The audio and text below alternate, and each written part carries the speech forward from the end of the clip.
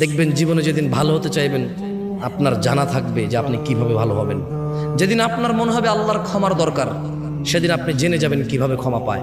যদি আজকে এই মাহফিল মনোযোগ দিয়ে শোনেন, আরে হ্যাঁ, আমি চলে যাওয়ার পরে এই মাহফিল চলে যাবে না তো, কারণ আমি কোনো কিস্সা কাহিনী বলতেছি না, এখানে কোনো গল্প উদাহরণ দিচ্ছি না, সূরা নূহ পড়ে শোনাচ্ছি। কি পড়ে শোনাচ্ছি?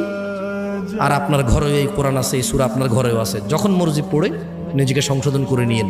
খুব সুন্দর আলোচনায় আসছেন। আর আমি দীর্ঘ অনেকদিন পর সূরা নূহ নিয়ে আলোচনা করছি, দীর্ঘ অনেকদিন পর। আমার খুব ফেভারিট সূরা এটা, কারণ আমার কাছে মনে হয় এখানে সব কিছু আছে। একজন মানুষের সর্বোচ্চ দাওয়াত, মানে সর্বোচ্চ একজন মুসলমান কি করবে, এরপরে সে কি কি পাবে, যদি সে তারপরেও ব্যর্থ হয় এগুলা করতে, তাহলে সে কি করবে, ব্যর্থ হওয়ার পরও যদি সে এগুলা করে তাহলে সে কি কি পাবে, সব আছে এখানে। সুবহানাল্লাহ। তাহলে শোনেন, তাহলে আমরা কার ইবাদত করলাম? ভয় কাকে পাইলাম? অনুসরণ কাকে করলাম?